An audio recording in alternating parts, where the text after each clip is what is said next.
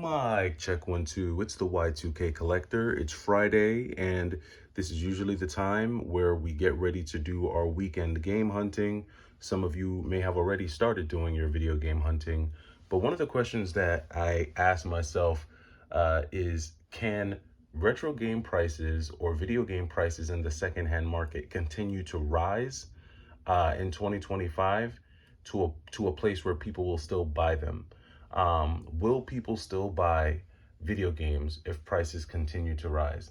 And it's a very tricky question because in some cases we do see where transactions are still happening. We see where games are still selling. And I was on GameEye the other day, and I saw that GameEye has the average price for a copy of Rule of Rose listed under $600.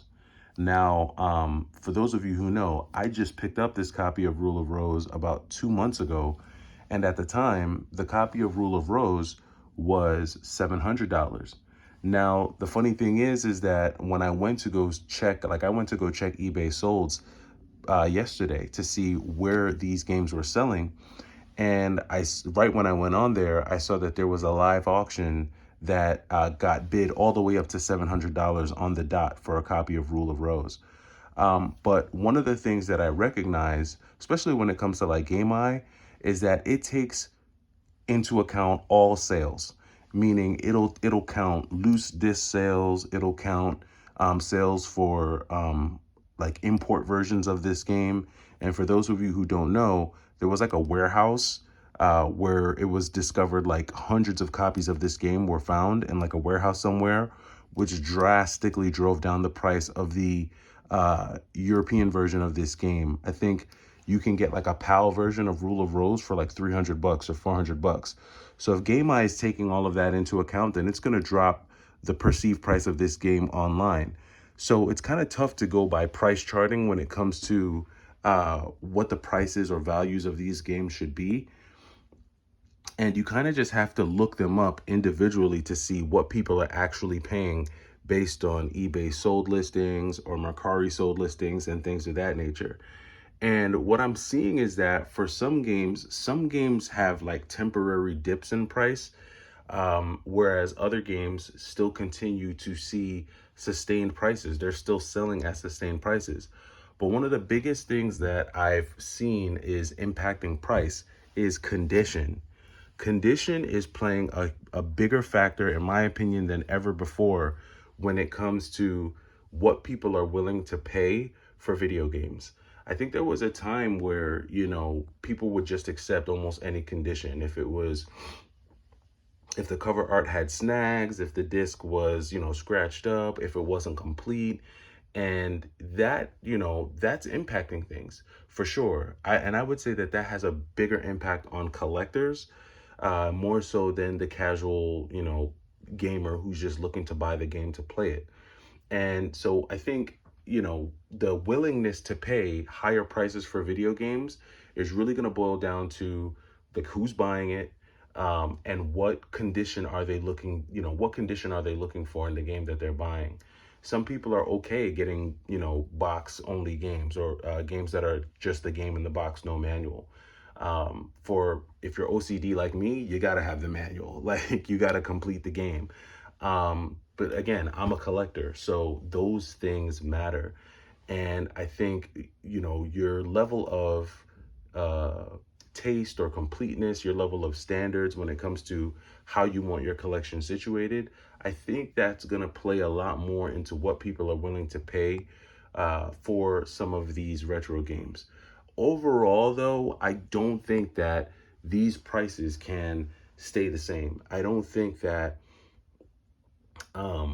for the remainder of the year, prices can stay where they're at for a lot of games. I'm not gonna say all of games, but for a lot of games, prices can't stay where they're at. We're gonna need to see some of these kind of go down a little bit for people to stay engaged, just because other life events are starting to really kick into high gear. People are worried about inflation, people are worried about tariffs, people are worried about price increases for goods. Obviously services get impacted by that. In addition, and this is not me fear mongering, because I believe that as a country we're resilient. We've made it through tough times. We'll make it through tough times again. But things happen on a cycle. Sometimes you're up, sometimes you're down, and right now it does feel like we're on a little bit of a down cycle. Hopefully that changes soon here within the next few months, and we get a lot more optimism in the market. But definitely there's things impacting people's decision making when it comes to buying non-essentials, and you're seeing it happen even more online. There's a lot of downsizing going on.